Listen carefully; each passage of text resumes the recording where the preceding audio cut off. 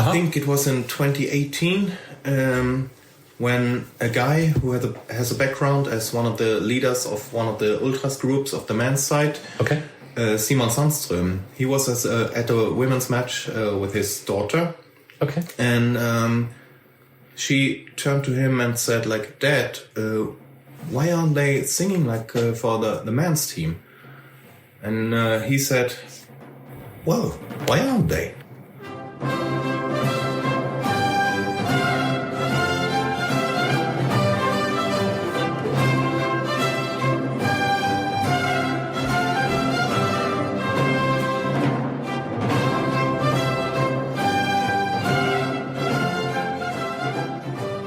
Jack from Australia pointed out that I missed this tune, the anthem of the Eurovision.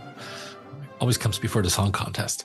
In the Summer Roundup 2 weeks ago, I'd always had it as an intro for Summer Roundup. So here it is today on what really is the last episode of the Assistant Professor of Football. It's also fitting because this is actually the tune to a chant that's sung at Hammarby EF in Stockholm. And that's where today's kitchen table conversation happened. Leading us into the summer now are two dear listeners of this podcast who spent a lot of time at soccer grounds during the summer. They live in Sweden and their team is Hammarby, men and women. And if they don't watch Hammarby, they watch the beautiful game in everywhere, all over the world. So far more exotic locations than Europe. I had known them from Twitter before. They always post great pictures of these travels. And then last year I saw Champions League popping up on their profile and then some pictures. And I thought, have they gone soft? No more hardcore ground hopping in Peru, but Champions League. No, they hadn't. The women's team of their club, of Hammarby, made it to the Women's Champions League, which the men's team there never would. But the women did. And they were followed home and away by massive crowds, hundreds, thousands. An away mob followed the Hammarby women that would be respectable in the men's European tournaments as well. And Daniel and Romina were there in the crowd. And if you're saying, well, that should be normal, those numbers when women play football, of course, I agree, except it isn't. Their opponents, even from the biggest clubs in Europe, were nowhere near as well supported. Hammarby's away mob outnumbered home fans at times. So I started wondering what gives and what's happening there. And Daniel and Romina said, well, we can tell that story. And when I was in Stockholm this spring, they kindly hosted me and my tired daughters for a lovely dinner and a really nice salad, I remember, at their Stockholm apartment. What you're about to hear is a kitchen table conversation with dear listeners who happen to know a lot about this peculiar fan scene at Hammarby, the men and the women. There's enough shit happening in this world, and I hope this kitchen table with Daniel and Romina and me and their stories begins summer on a humble but hopeful note. It's a cool story, first of all theirs, but then also of Hammarby women's support. Thank you for being here. For listening. July is summer break, as always. We can connect on social media, and I'll be back here in August again. Be well and have a wonderful summer.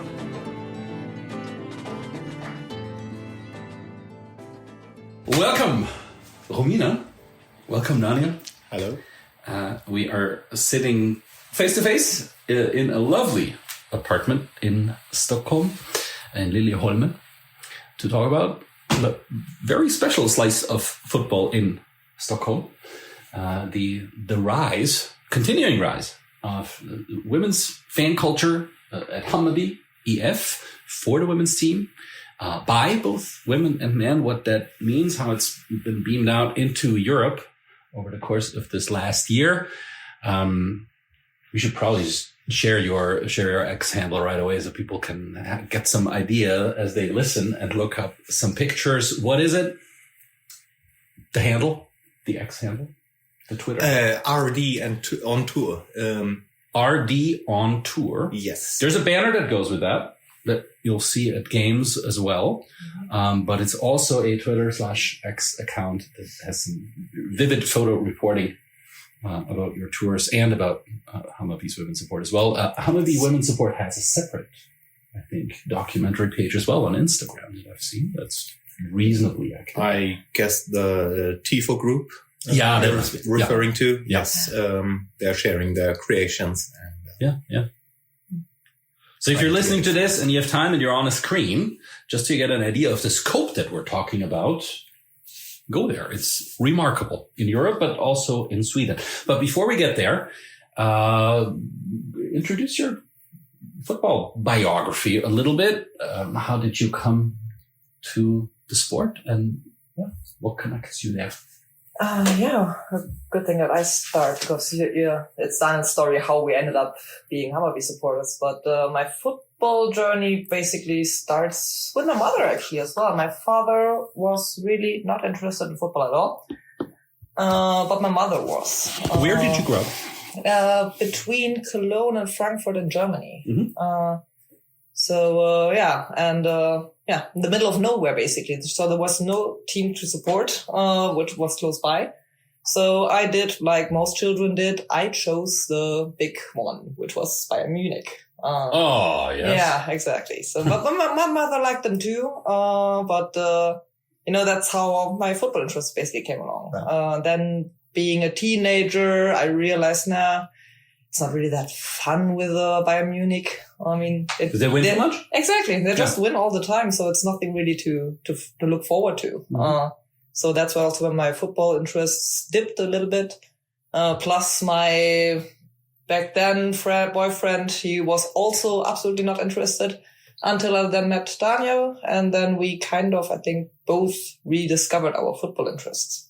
If I understand that right, you also were not super interested in football when you met.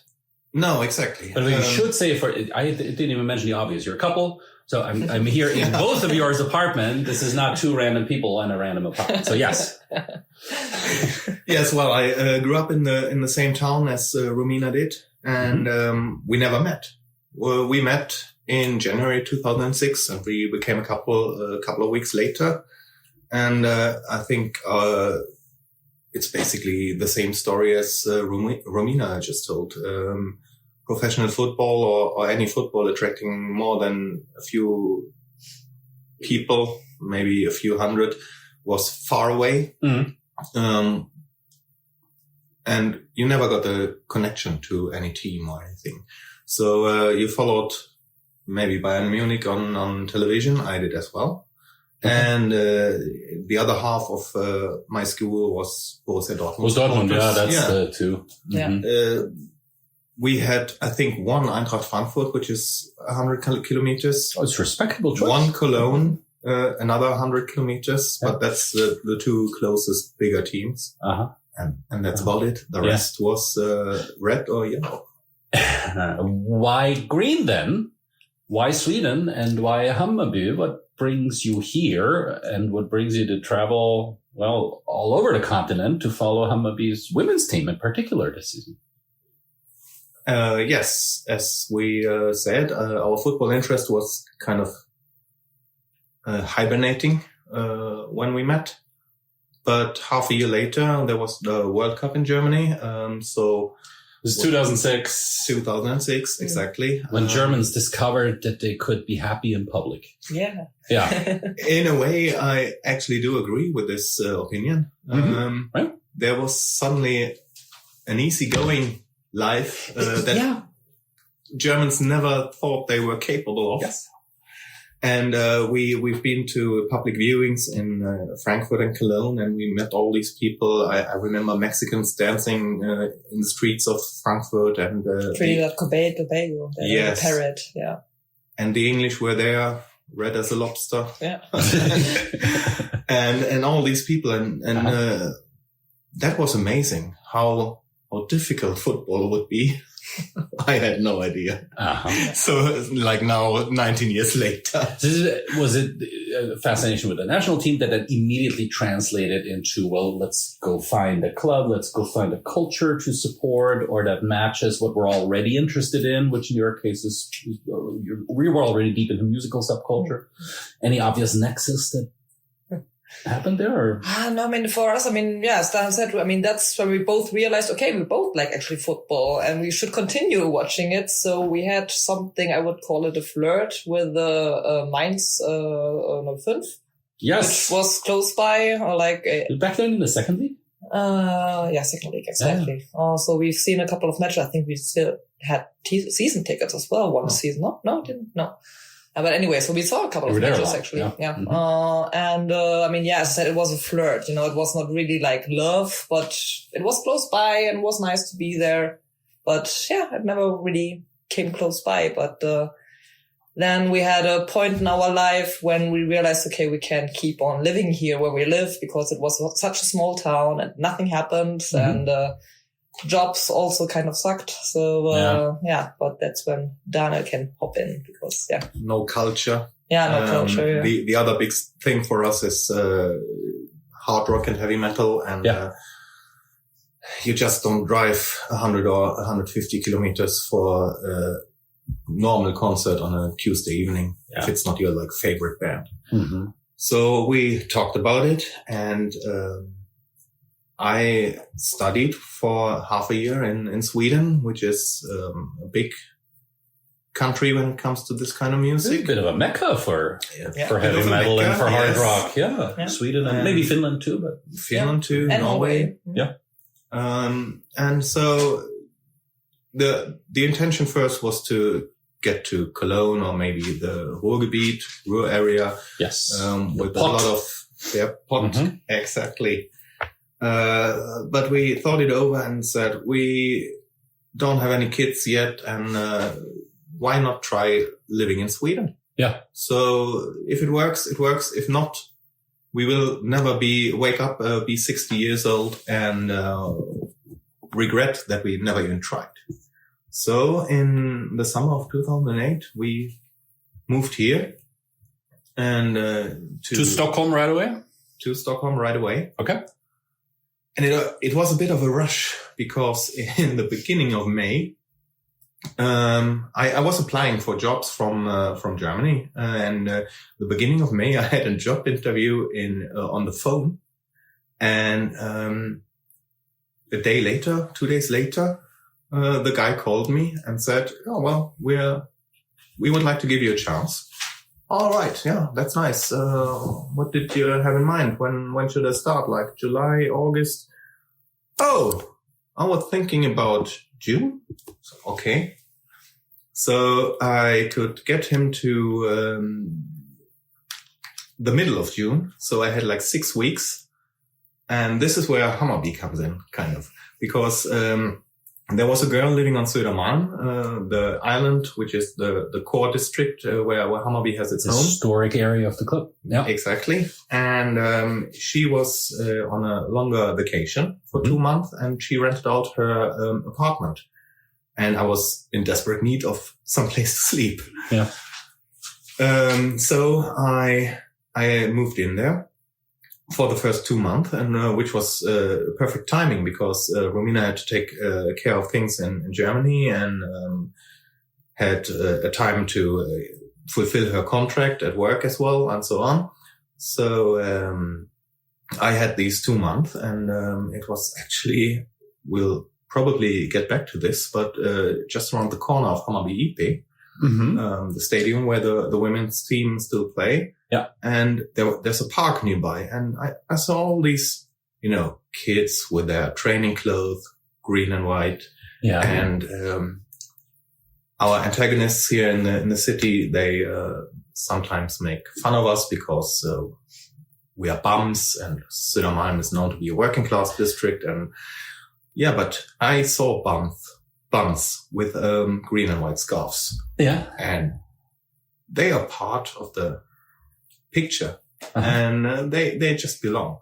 And I saw all these flags on houses and stuff like that. It is the one club in Stockholm that really has the most neighborhood feel, I would say. Absolutely. Of the big ones, there's this historic rootedness in Södermalm, working class district, as you said.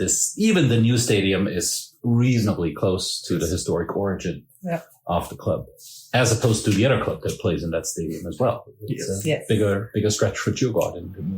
Yeah.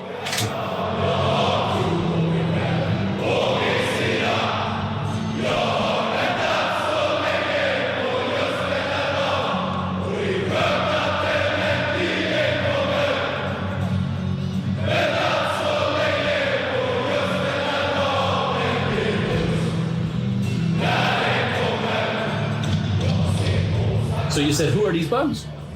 I want to become one. Kind of. And I became one. No, when Romina came, I still hadn't been to a football match. But then we decided, okay, let's watch live football and, how to choose which of the 3 clubs to see. Well, there we had a reason. Yeah. And we stuck to it. We immediately loved the old Söder stadium, our old home. 11,000 places and lots of wooden benches, not seats and all that. And it was instant love. And but also the first match. I mean, they first led 2-0 at home, and the opponent they changed the score to 4-2. So it was like, yes, that's our team. Yes. Kind of a legendary match. It was against Guys 2008 in the summer, and people are still sometimes talking about it. GAIS from Göteborg. If I look that up. Yeah. So when was that? Summer 2008. Yeah. This was a men's game, I presume. That was a men's game. What's the state of affairs on the women's side of the club back then? We should add, Hammarby is a multi-sport club. That's a concept that's not known in every country. It has ice hockey, it has bandy, it has handball, boxing, table tennis too, right? Yeah. All kinds of exciting stuff. There was a women's team back then, I assume. What's the state of affairs back then? And were they even on the radar when you started to follow a club that had a women's team? Was that an option to also go see them? Or? Not really back then, actually. I mean, growing up on the countryside in Germany, you are still having kind of a conservative view to like that on football. So for us, it was not being sexist or something. It was just like, it was not on the radar. Football was men's sports, kind of. Yeah. Would you say that was reflected even at Hammarby on the stands back then when you first visited at men's games too? As daughters and I went a couple of days ago to see a Hammarby away game here in the area, and 2 of us noticed the amount of women was higher than, let's say, at Sturm Graz. Yeah. No, definitely not. I mean, it's, as I said, I'm growing up in Germany on the countryside. So there was, it was already a big cultural switch, to move to Sweden and the city. Because, as you said, exactly. That's also something that we almost immediately realized. There are so many women there. So, Swedish perspective on, football is totally different. That's absolutely when it comes to. Is this, you think, a reflection of what Swedish society is like? Absolutely. Or is that a Hammarby specialty? No, I would say it's a general reflection, but in general, I would also say that Hammarby definitely has more women. Okay. In general, than other clubs. I think there was some kind of questionnaire, and it showed that the amount of women at Hammarby matches is the highest in Sweden, but it's a few percent this way, that way. So it's nothing to brag about or anything. Yeah. But in general, definitely that women were more present, even on the standing terraces and stuff like that. But no one was talking about the women, the women's team. So I guess that's kind of the reason why we never even considered it. Yeah. When did you see your first women's game? At Hammarby? 2013 it was. Which game? I forgot which game. Not memorable. Yeah, no, definitely not memorable. But it was with friends, basically. They lost 4-2. Yeah. No. I would remember now. But at the old stadium as well, Söder Stadium, or were the women already at what is now Hammarby? They were all the time playing at Hammarby IP. Okay. Yes, exactly. IP, by the way, if you're listening in English, IP is the sports place, basically, the sports ground. Yeah. Exactly. Mm-hmm. Okay. And sometimes we might say Kanalplan, which is the nickname. So, the channel place. Yeah. Okay. Close to the water, as pretty much everything in Stockholm. Yeah. Okay. The women's team was there an atmosphere going on at the women's game? Well, those guys who took us with them to the first match, they are like the core of women's support, maybe. You call them guys? Yeah, mainly guys. People. Mainly guys, but people. Males. Okay. The driving force was Uffe and a couple of his friends, and I would say most of them back then were like 50, 55 years old. So there's a difference in age. So not exactly the young startup ultra group that's taking over But it's like 10, 15 people standing there having a nice time, and every now and then chanting something, singing something, trying to support the women's team. Yeah. That was the first intention. And actually this year, it's the 10-year anniversary of Uffe giving this group a name. Yes. The name is Bajen's Söder. And can I translate that? Hammarby Women Pleaser. Okay. All right. Yeah. So the group still exists as an organized? It still exists. Okay. The logo is a bulldog with its tongue out. Okay. You know, the women pleaser? Yes. Thank you. Yeah. And you can still see the flag every now and then. He got 2 flags printed and a banner and stuff like that. Yeah. And one of the flags is still not at every match, I think, but sometimes you can see it. Romina, if these are mostly guys, and that's the kind of tagline, what was your first impression of a Hammarby women's game and the crowds that started attending there? Nothing special, actually. I mean, at the beginning, of course, it was Hammarby. It was great, but funnily though, I think in the very beginning it was definitely more the ratio women-men was actually higher. So that there were more men supporting the women's team than women supporting the men's team. Exactly. So that was actually very weird back then. So that's something that I noticed. But for women's team, the support was already back then. We did at least sing like 40 minutes or so of the 91. So on the men's side, Hammarby back then has a vibrant, increasingly ultra-oriented culture. Is that fair to say? Yes, absolutely. In the old stadium. With the move to the new stadium, I assume that has grown. The active scene has grown. Is that right? On the men's side. Football has grown. With the move, definitely. We always had the feeling that there was a potential that the old stadium just couldn't fulfill. Mm-hmm. It was not like it was sold out every match, but it was an old stadium, and some people are maybe not so happy to have a really rundown toilet and all that stuff. So we always kind of knew. Reminds me of the West Ham Lamentations. Everything was better at the park.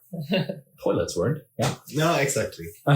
So we kind of knew that a new stadium definitely would bring an increase in numbers and everything. And my hope and my thought was that we could maybe match AIK, which was the clear leader when it came to public interest back then. They had Rosunda with like 35,000 places. The old national stadium. And they had an average of maybe 15, 16, 17,000. And I hoped that we could have this in the new stadium as well. Right. Then our first full season there, we had over 20,000, which was basically unheard of because we were in the second division and we had a bigger average than everyone in the first division, including AIK, which was really cool. Bigger than AIK in the first division back then. Wow. Yeah. So you were right. Tremendous potential here on the south of Stockholm.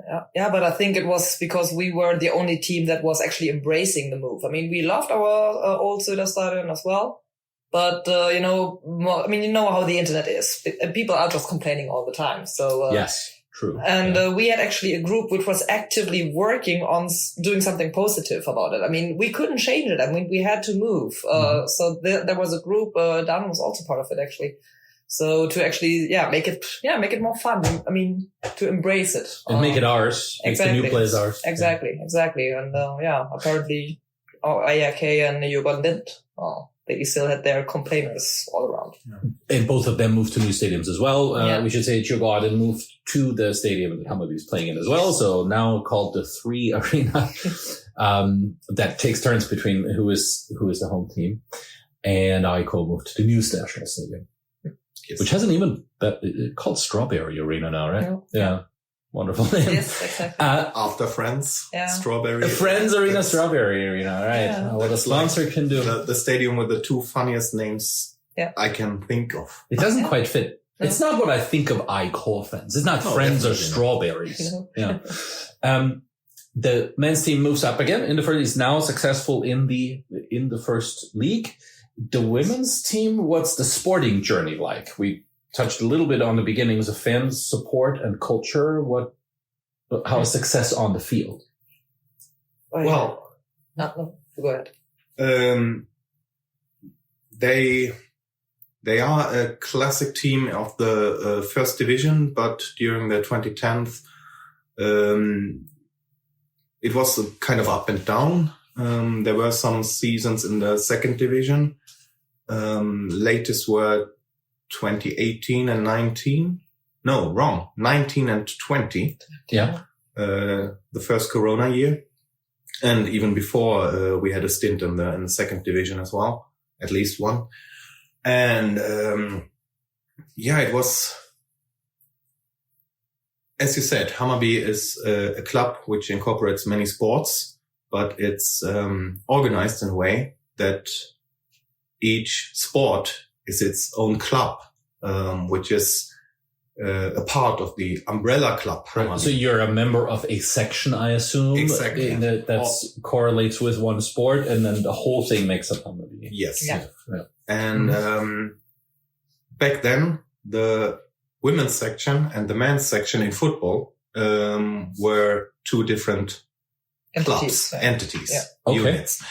And so the level of professionality at the women's part, I'm not blaming anyone, I'm not complaining, but you don't have the same resources that the men's team had and all that. Yeah. And I actually don't remember which year it was, but I think 2019, they moved into the men's section. So there's now one soccer section that is both the men and the women and the youth teams too? And the youth teams too. Yes. Okay. So there's one Hammarby football. Oh, futsal too. Too. Cool. Yeah. And, that was a decision, both to give them, the structures and the possibilities, that, the more professional men's section or football section could provide. But it also was an honest, an honest way of really promoting the women's team. Yeah. So they all went in wholeheartedly and helped the women. Mm-hmm. It was not like, okay, here we have a women's team and now we can go out to sponsors and say, look, we also have women. And then we don't do shit for them. But instead it was really that they did their best for them to be able to develop and get more professional. Yeah. Champions League this year for the Hammarby women. Now we hopped over a couple of years. Yeah, exactly. Huh? We hopped a little bit now, but now I said it in the We did. I was going to take us back. It was Champions League this year. It's kind of a high point, and I think when the tip of the iceberg was visible from other points in Europe as well, that there's something going on here, and there's these people travel well, and you see some clips go viral. All that has been building for a while. Yeah. So that integration into one soccer section and Uffe's group with the Bulldog. Yeah. Is that kind of is ground zero for what Hammarby women's football is today, on the field as well as off the field? Yeah, so for the culture-wise, I would definitely say that Uffe's group definitely made the start for it. Because as I said, I was honestly, I wasn't really impressed with the first match we saw. the mood was okay, definitely. As I said, 40 minutes or so singing, which I actually did kind of enjoy after a while because, it's nowadays when you go to bigger clubs, it's always like the ultras, the capo is like, he is deciding what we're singing. Yes. Back then, you could just start screaming yourself and then people and others would join. It's how, I'm used to that as well. Exactly. So that was wonderful. More British. But it grew gradually over the years, and we started actually to really like going to women's football as well. Yeah. So Has the ultra style of support grown? Yeah, I think women's games. I mean, just seeing from pictures and clips, it strikes me that not Uffe's age group, is the growing edge of Hammarby women's soccer support. There is a turning point. Exactly. Because Uffe never did anything to make it grow more than taking us with him and maybe another friend here and there. It was more organically how it grew. I mean, but organically means that slow. It didn't grow fast. Yes. And no then, fertilizer is what organically. I think it was in 2018 when a guy who has a background as one of the leaders of one of the ultras groups of the men's side. Okay. Simon Sandström. He was at a women's match with his daughter. Okay. And she turned to him and said, like, Dad, why aren't they singing like for the men's team? And he said, well, why aren't they? And Simon, besides having all this network with the ultras group and knowing lots of people in the club and in the fan scene, he also is one of the driving forces behind Facebook and nowadays Twitter and Instagram page, Bajen, which is like an information channel about everything Hammarby.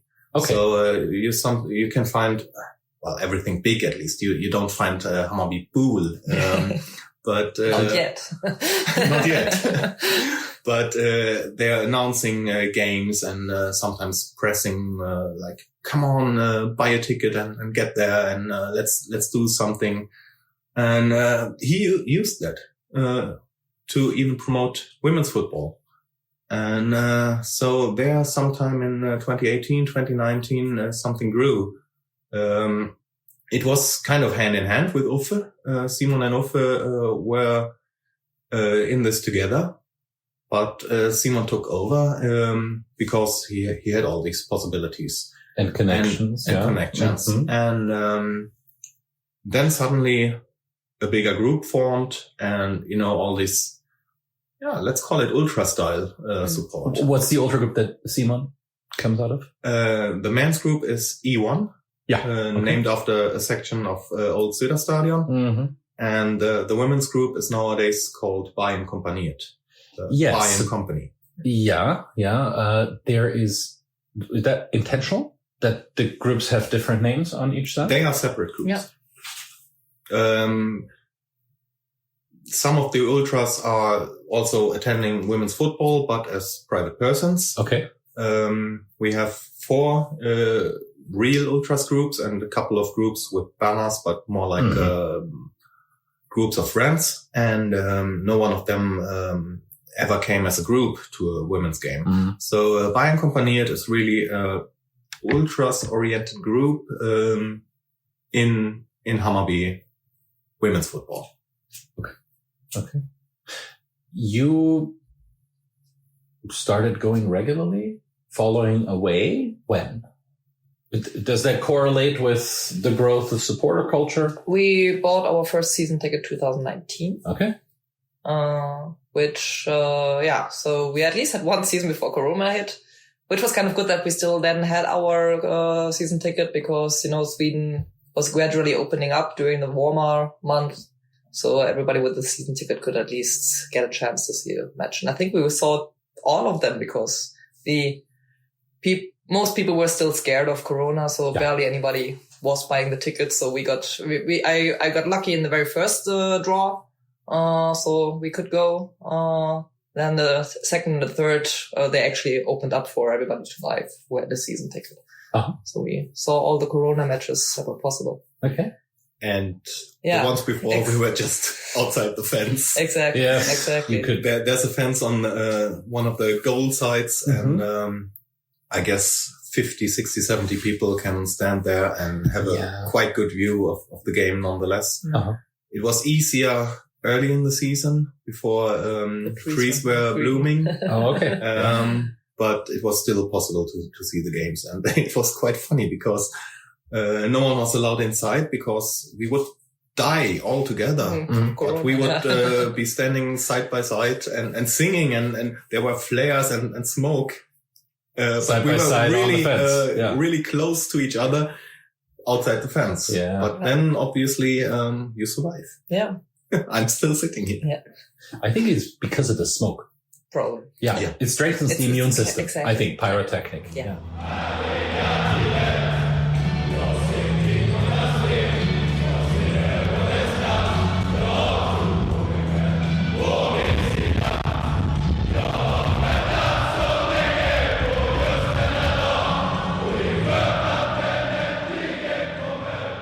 Away travels also after Corona. I know many fanscenes have seen a bit of an explosion of interest after opening up. Is that true for Hammarby women as well? Yeah, absolutely. It all boils down to the interest and engagement that comes with the singing section and the people there and people bonding. Many people have met each other that otherwise would never meet. And, I mean, we had this one, match in Linköping where I drove my not any longer existing car, with 4 people. And we were like, basically the only 4 in the whole, stadium. Linköping is 2 hours away. That supported our women's team. That was before this all happened, so maybe 2016, 17. Yeah. And we had a flag. I remember it barely fit into the car because it was a very small car. And then after Corona, I was actually afraid that the whole motion that was going on would stop during Corona. Yeah. And the momentum for support that would just Corona would arrest that. Yeah. And I remember because first year of Corona, we were promoted back to first division. Yeah. And the 2 of us, it was an away match, but here in Stockholm, in Älvsjö. And we knew that there's a fans there as well. So of course we would go to this match, and I was hoping for 20 or 30 people showing up.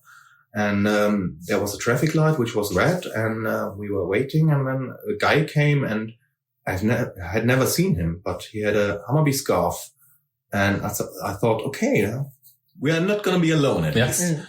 And then we came there, and there was 150 or 200 people. Yeah. Wow. And it was still outside of the fence. Outside looking of the fence, and they had flags, they had flares, they had smoke. We even put up some banners on the fence. And, and after winning 2-0, I think, the team came and celebrated with us. So they were on the one side of the fence and we were on the other. But it was a promotion match as well. Yeah, exactly. We got promoted to Allsvenskan. Yeah. Sorry about this, because there is a video clip. Alice, the captain, she was interviewed, on the pitch, like it always is. And she was like very short with her answers, like, yeah, no, maybe, yeah.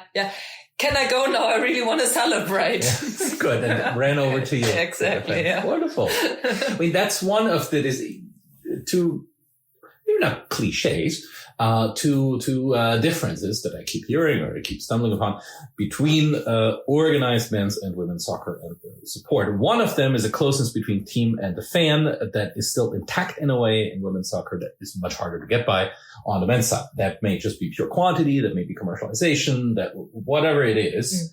I hear that frequently from supporters of women's team. Yeah. And then the other one is in the US, the active supporter groups in the National Women's Soccer League are often more political and explicitly political in their statements, their banners, their support than their counterparts on the men's side. Maybe do the first one first and say how much of that holds true in your experience as well. Team closer to the fans, there's a kind of an intimacy there that is just harder to get by in modern men's football. Is that true by and large, or is that a cliche? I would definitely say it's true. I mean, first of all, you can physically touch them because the stadium was much smaller, and there are not so many fences like distancing us from them. There's one corner where they regularly go and just say hi to friends and stuff. But also one thing, talking about the commercialization, is that I think especially Sweden is also in a special place there, because lots of men want to go away from Sweden because Swedish football is not good, and if you're good enough, you definitely go. So we should say a lot of men's players, not a lot of men in general want to leave Sweden. No, men's players. I mean, they don't want to make a career here in Sweden. Yeah. If they have the it's a stepping stone to the big leagues. Exactly. So they are all very eager to leave.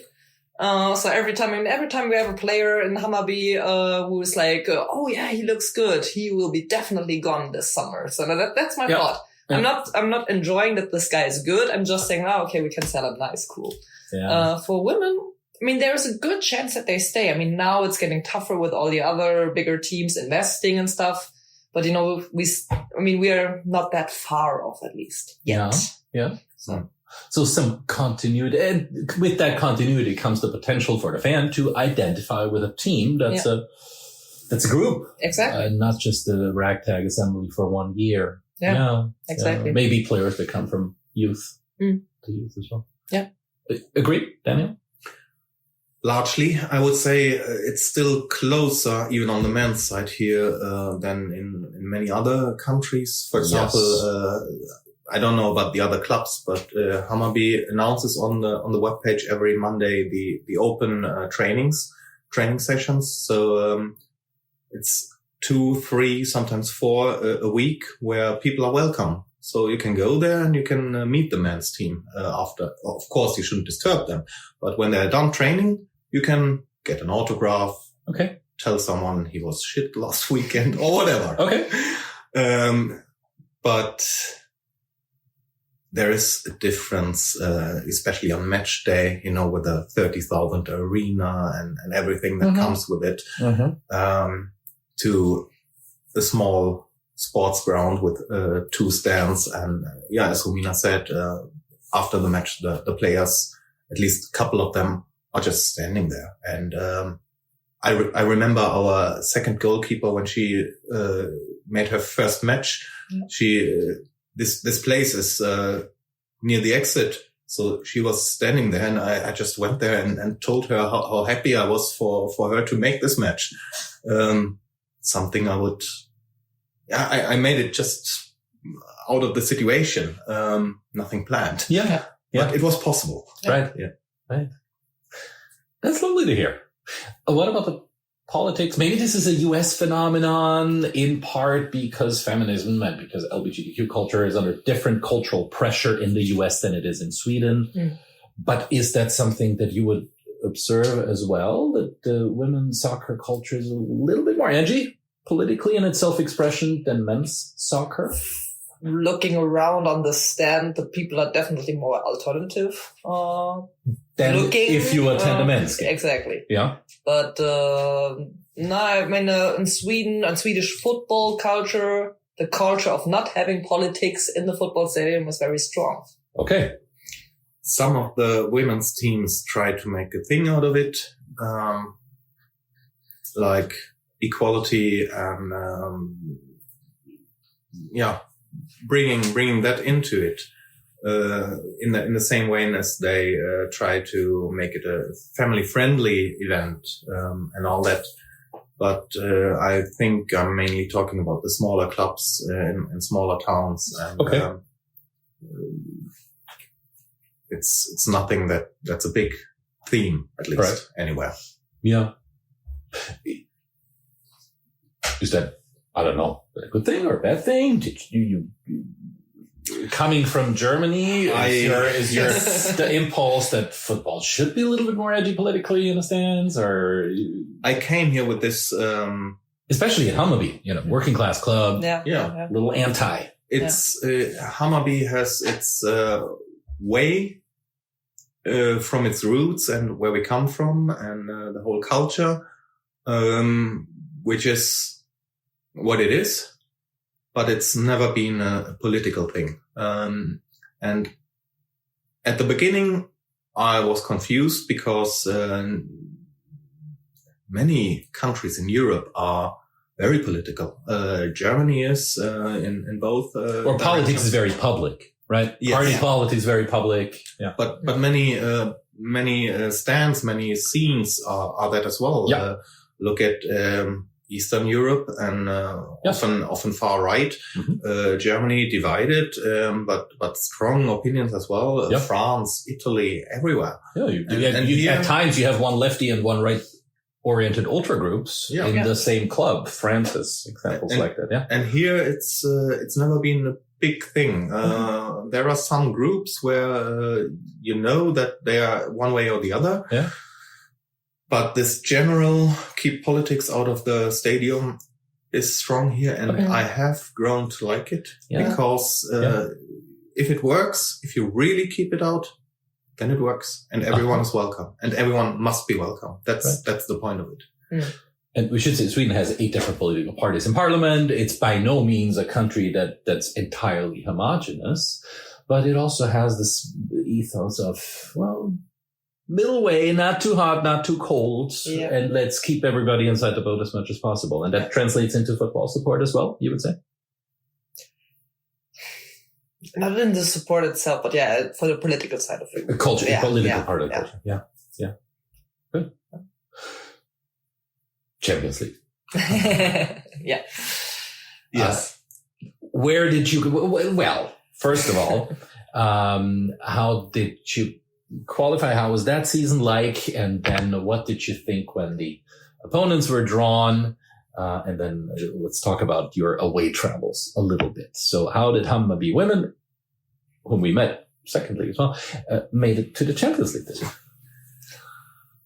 Well, after promotion 2020, after the women moving into the Hammarby football section, there was a goal that in a couple of years we should be a stable team in the top and challenge for titles. And it went well. 21, we were mid of the table team without any fears of getting relegated again. 22, there was a short period of time, 3, 4, 5 matches that didn't go that well. But apart from that, we were just after the top of the table, always with a couple of points between us. But we showed that we had some more potential. Who are the top teams? Rosengård from Malmö, exactly, always up there. Who else is Häcken? Häcken took over a club that was called FC Gothenburg, not Göteborg. So they just took over the team after funding stopped from an investor. Okay. And they are one of the top teams. And Häcken is in the men's first league as well, but really initially famous for its youth system, not for its first team. Exactly. There's other bigger first teams in Göteborg. Yeah. Okay. So these two, Kristianstad in a way, and Linköping had their time. Now they are struggling a bit. Yeah. So those, I would say, the last 10 years, at least 10, 15 years. Aiko, Djurgården? Not so much. Is Hammarby the number one in Stockholm on the women's side? Nowadays, clearly, yes. Yeah. But anyway, 22 development year and 23, the goal was to be there and at least challenge for the European spots, first 3. Yeah. And we made it to the cup final. And then in May, I think it was played. It was played in the big arena, and I think 17 or 18,000 showed up against Häcken, which were favorites. But we knew we would have a chance, and there was people on the streets early on the day, and we were welcoming the bus and all that, and then well-filled stadium. And we just ran them over. Yeah. And we had this player, she left unfortunately, but Madeleine Janogy, she scored this brilliant goal. 2-0, or was it already 3-0 there? No, I think it was 2-0, but it was her second goal. And then Hamano, now in Chelsea, scored the third. And we had a title suddenly. Yeah. That's crazy. And the year went on, and even in the league, it was going great. And after the European champion, it was the World Cup in Australia, we suddenly were there together with Häcken and Linköping. Yeah. And how many teams make it to the Champions League from the Swedish Women's League? 3, the first 3. Okay. Yes. Okay. Yeah. And then it was the situation that 2 matches from the end of the season, we were 3 points behind Häcken, and we played them at home. And so the match was again moved to the big stadium. It was 15 or 16,000 in attendance. And after 25 minutes, it was 3-0.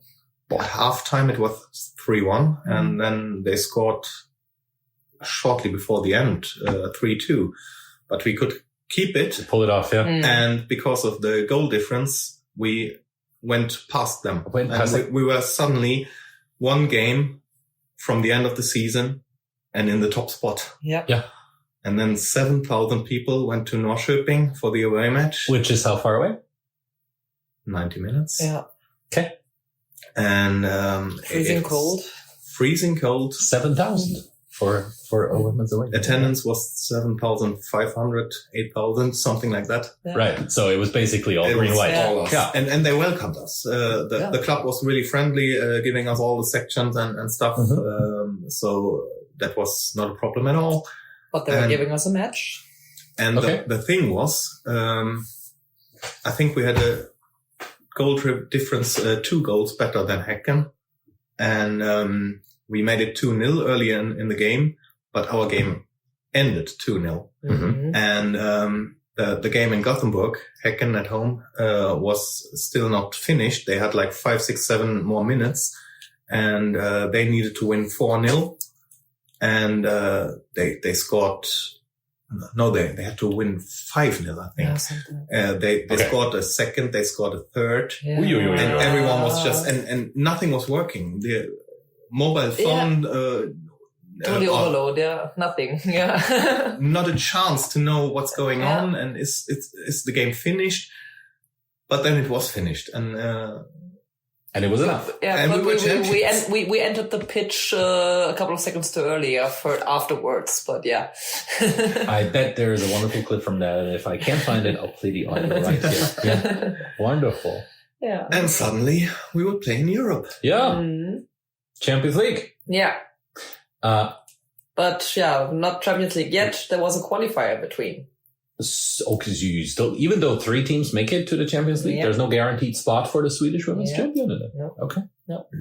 So, the draw there was, of course, Hammarby's luck. It was the worst you could get. Benfica. Benfica Lisbon? Yeah. Horrible. Yeah. Yeah. Yes.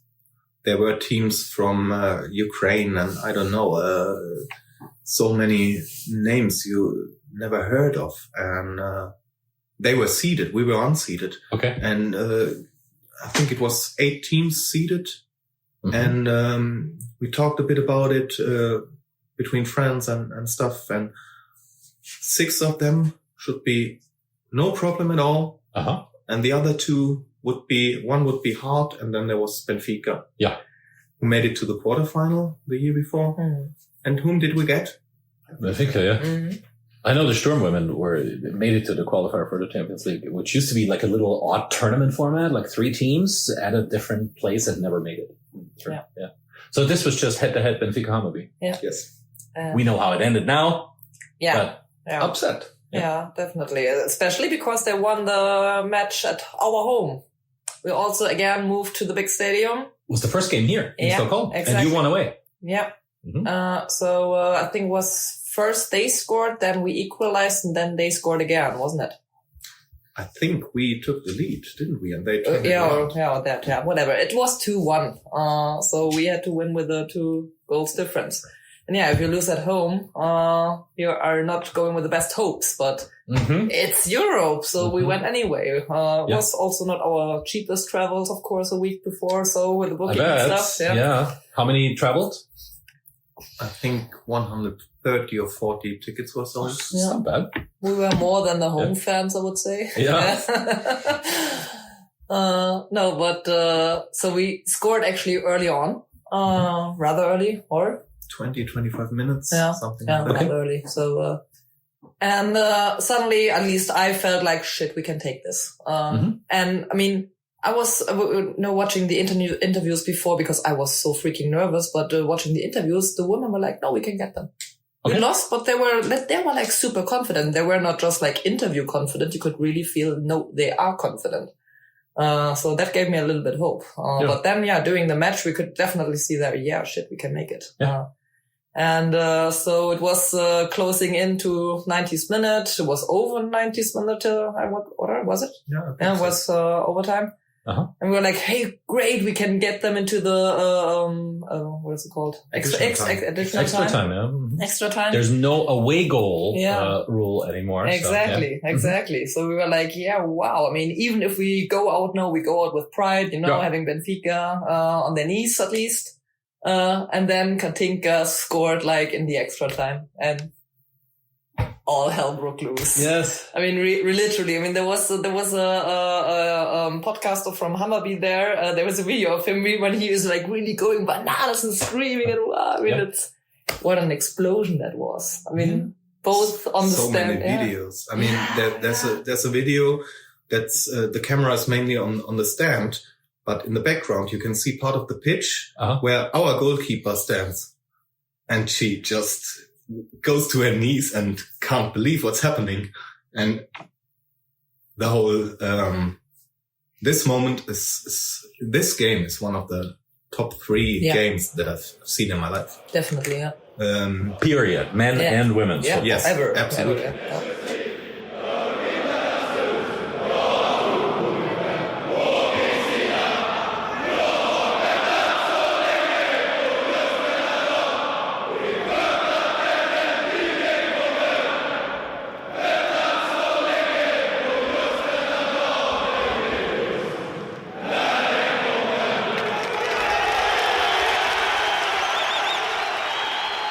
Group stage, you go. Yeah. St. Pölten, Barcelona, and Manchester City. Were you no luck ready? Well, yes, it's a difficult draw. Were you ready to book tickets again as soon as the drawing came out? Yeah. Was it intentional that we went to all 3 games? I don't really remember. I think Barcelona was like a bonus kind of. We needn't go there, but then it was cheap flights and we went nonetheless kind of. Yeah. And then for Austria, because it was so close to Christmas and, it was, for us, it was like, I mean, we could just fly a little bit more south than Germany and then take the train back home because we would be at home in Germany anyway for Christmas. For Christmas, that was December 18th. Yeah. That away game, which made quite an impression, I know, on many Austrian supporters, including the active supporters of men's teams, who saw what's possible in the women's game. Yeah. You started well. Yeah. Beat St. Pölten at home. Exactly. Yes. And then comes the first away trip. You're going. How was it?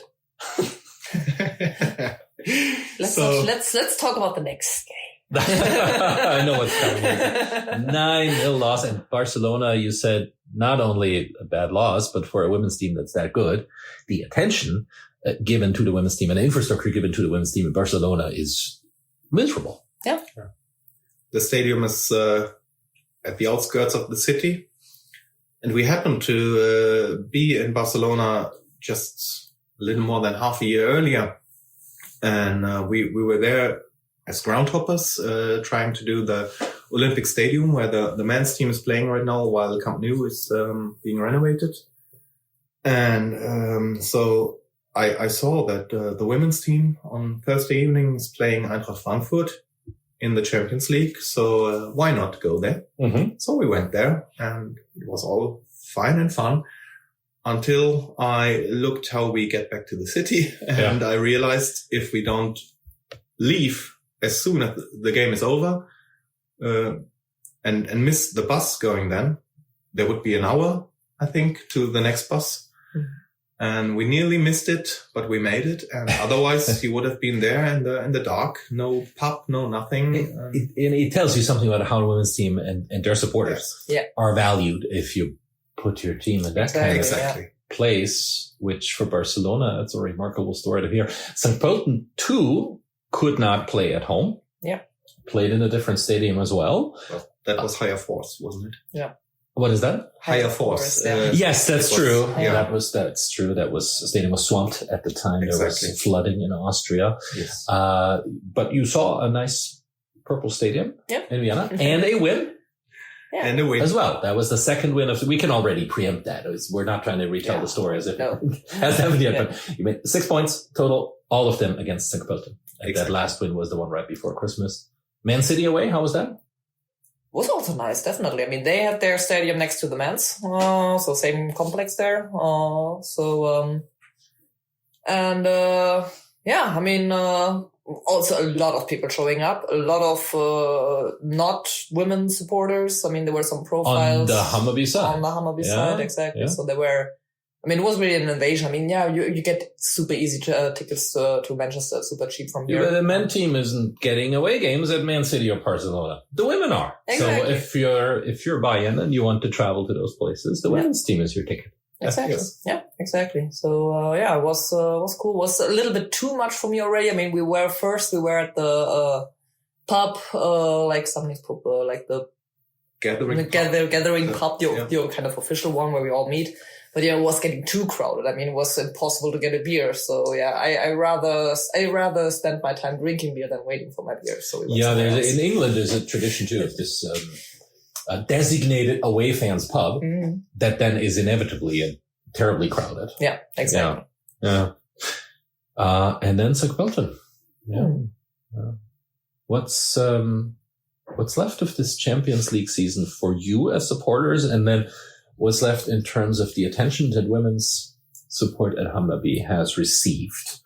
You're leaving with hunger for more. You see even more potential. You talked back then about the attendance at men's teams and how much potential you saw with the stadium move. Do you see something similar now for the women's team, as well as on the sporting side? What do you think the future holds?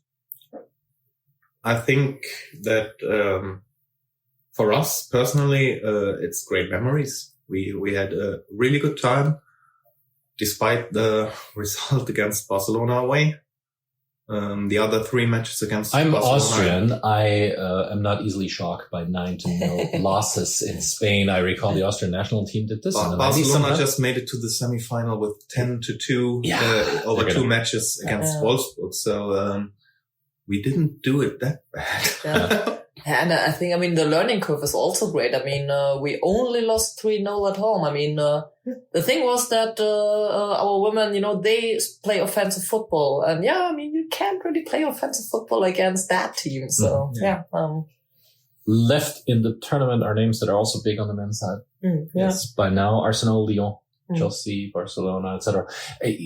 You see Hammarby up there? Long term on the women's side? No, those are not the spheres you're shooting for. I find it very frustrating actually, because Sweden and the Scandinavian countries in general, they have been investing in women's football for decades. Yeah. And now all the big clubs with the big money invest from their men's teams. So often there's TV money, marketing money from the men's teams that they're flooding over to the women's side. Exactly. And it's really like it's not even, probably not even 1%, what they are giving them. And they're just crushing us financially, which is, it's super frustrating, and it's so fake, I mean, I love the attention that we got for our fan culture, but it shows also kind of, I mean, you are really... That nobody else has it. Exactly. I mean, they have the money, but nothing else, which is, come on. It's very frustrating. That seems to be a dynamic. I mean, even within league, I can remember maybe it was 10 years ago, even in Germany, you had teams that were women's teams whose women's team was the more successful one in the men's, and they had banked a lot of their hopes and money on their women's teams. And then all the men's teams either fielded their own or took over some of these smaller, more women-centric clubs and made them their own. Same thing is happening in Austria now. Yes. Red Bull is doing this to a small local women's team right now. This is off topic kind of, but traveling around watching football, I more and more enjoy the smaller leagues. Yeah, you're not the only one. Like this is kind of a mainstream opinion nowadays as well, because many people are saying this and writing this. But last year in the summer, we had a fantastic weekend in Poland, and we saw so many 4 or 5 great matches and had a really good time there. We've been to the Czech Republic a couple of times, and it has a different quality than when you go to a Premier League or even the also high regarded Bundesliga. It's impersonal. It's business. Bundesliga is better than Premier League, but it's a different quality compared to some of these other leagues. I named Eastern Europe, but some people are really liking what they find here in Sweden. And yes, I have an Austrian friend who thinks the Austrian league is the best league in the world, and the Swedish one is the second best. Not in terms of the quality of soccer, but in terms of the charm and the love for the game. Yeah, exactly. Yeah. I think that's also what made the sports big. I mean, the sport itself was always a little bit secondary, wasn't it? I mean, people were always coming for gathering and meeting friends and stuff. It was always a very important thing. And culture. Exactly. Small C culture. Yeah. What they're doing with women football right now is they're just pumping, the money in to get the sports side right or better. And but nothing is happening on the cultural side. So there's a inflation there. Maybe they don't want anything to happen, because let's face it, the big teams in the Premier League and Madrid and Barcelona and Bayern München and even Dortmund, they are entertainment companies. They are not football clubs in the traditional sense. And as entertainment companies, they need to entertain people and sell a product. And you can see it most clearly in the Premier League. People are going there, and they don't care if they pay 30 or 300 pounds for a ticket, because it's a once in a lifetime thing. And once in a lifetime, you can pay 300 pounds for a single game of 90 minutes. But you lose something, because if you have the potential to sell thousands and tens of thousands of tickets each week for these prices, you price out the local community and you price out your fans, because these people, call it what you want, but they are not fans. And in the long run, you lose something. You lose the core, the soul. There's one incident I found very remarkable. I mean, that's it fits in this discussion here, because our home match against Manchester City, there was, I forgot to read about her nickname is Bunny Shaw. Striker for Manchester City. She made a goal against us. I think it was really beautiful. But anyway, what did she do? She celebrated, and she celebrated by running towards our stand where, we hardcore fans were standing. Okay. And, consequently, she got the yellow card for it, because you don't do that. You don't celebrate in front of the fans. And she was she was genuinely shocked. She didn't know why she got the yellow card. She didn't understand. And she got something thrown at her. Yeah, I mean, of course, that of course. I mean, that sucked, of course. But what I wanted to mention is that she was actually shocked that she got the yellow card. Yeah. Because for something that's pretty... Exactly. She didn't realize what she was doing wrong, because, I mean, she never played in front of fans. I mean, she didn't really realize that that could actually be an offensive thing to do, you know? So that's actually where the money and the culture kind of clashed. Yeah. Yeah, I think you treated you like the entertainment audience. Yeah, exactly. Yeah. Very good. Those are not your last and only travels. Even beyond Hammarby, you're pretty active. Groundhoppers too. Groundhopper is a Strong word. Strong word, yes. I don't know. Everybody's a groundhopper now. Yeah. Yeah, but we skipped the under 16 match at 10 in the morning and do some tourism instead. Yeah. But yes, we have these travels every now and then, often weekends. And, I mean, we have our lists and stuff. You do keep your list and you check your point. Okay. And every vacation needs to include at least one football match. One game, of course. Yes. Even if we are going there for the tourism, it has to be football stuff. Yeah. Yes. Southeast Asia was one of the more recent ones I've seen. Yeah, a couple of weeks ago. Yeah. We were in Cambodia and Vietnam. And we had a wonderful time. Better than in Barcelona, right? Yeah. We saw a couple of matches, completely different fan culture. Yes.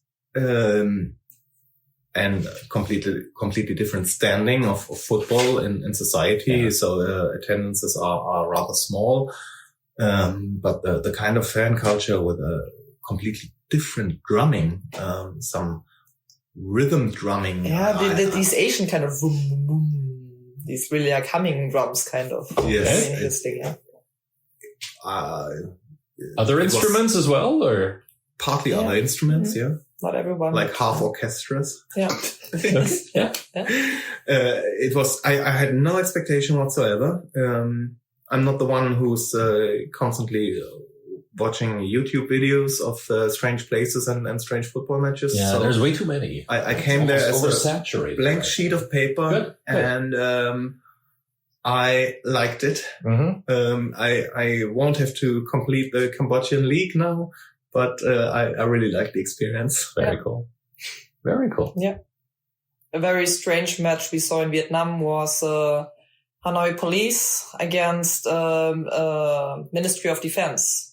Oh. So basically, the police against the army. Yes, that reminds me of pre-1990 Europe. And that was actually exactly what you saw on the stand. I mean, obviously all the military guys got free tickets. So, and they were kind of seating in companies. I mean, they had different kind of markings. I have no idea about military, but you know, the uniforms were matching for the groups which were sitting there. Yeah. And I think that in, communist Vietnam style. That was so strange. I mean, there were red flags everywhere and like, it was weird. Interesting. Yeah. Very good. The story of Hammarby support that we started was with Uffe and the guys. Who is in the stands now? How has the audience changed with the success, with the attention that Hammarby women have received? Yeah, it's more female capo now. Uffe, for personal reasons, he's not that much anymore in the stand, but the rest of the gang is still there. Mm-hmm. But it has changed. I mean, Dan mentioned Bajen Company, so they are the core now, definitely. But now it's definitely, I would say, 50-50 women, men. Tendency more women nowadays. Okay. Yeah. Mm. And I mean, it's, what I love is that we are still on the long side. So the core of the, fan scene is close to the middle line. So that what we really like. So you can actually. That's rare. Yeah, exactly. Yeah. So you can sing, you can stand, you can have fun, and you can actually see the match. Yeah. So that's perfect world there. I really love it. Wonderful. Younger crowd. Younger. And, the first, sometimes talking to people, the first are saying now that the women's team is more important than the men's team.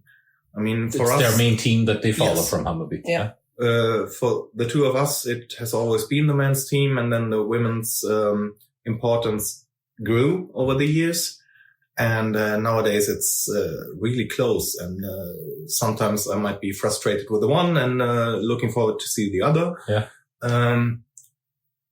But then there's, of course, the factor that men's football still has so much more people, which is a factor.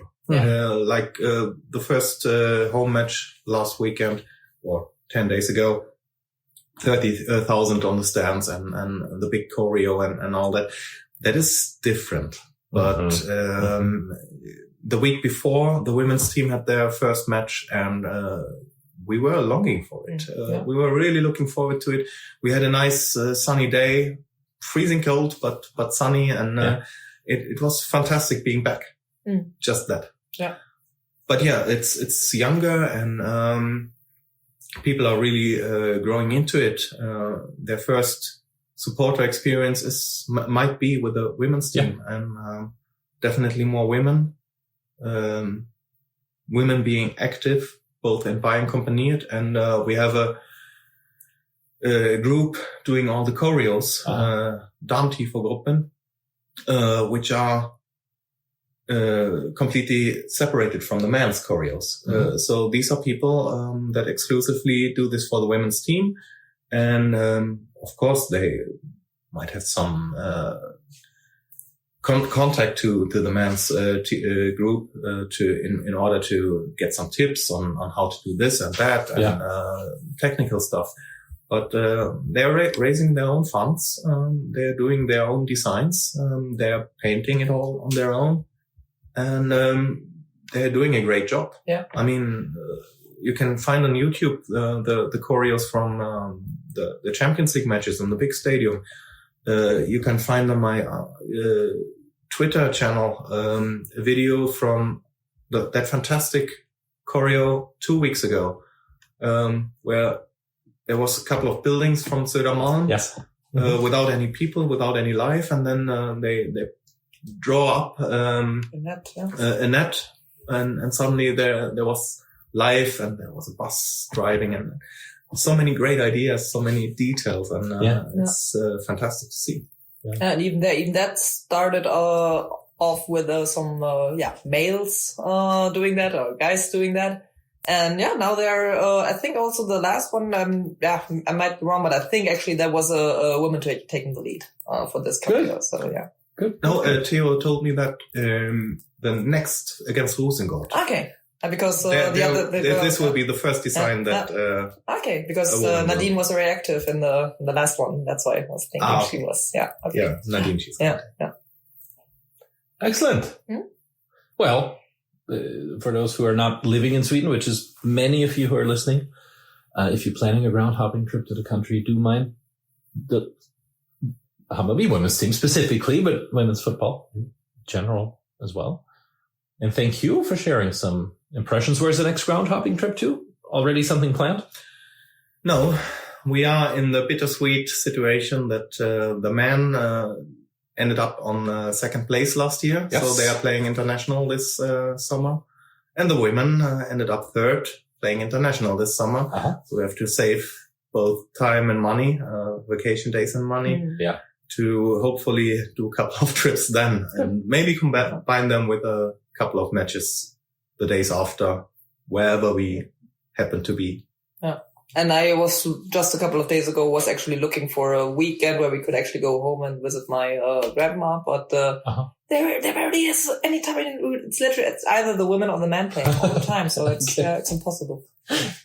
Good. Well, you're busy in a good way. Thank you so much for inviting me to your home and listeners into the world of Rise, of a rather unusual and only recently regarded the type of supporter culture in Europe. I hope we've given listeners a bit of an eye on what's different, what's similar, and how the two can not just coexist, but be fruitful to each other as well. Thank you both. Thank you. And be well. Welcome, Daniel. Hello. Welcome, Romina. Romina. Wir starten neu. Damn it. Habe ich dich schon einmal Ramona genannt heute? Kann sein, aber ich höre auch auf Ramona. Okay. Nein, besser. So.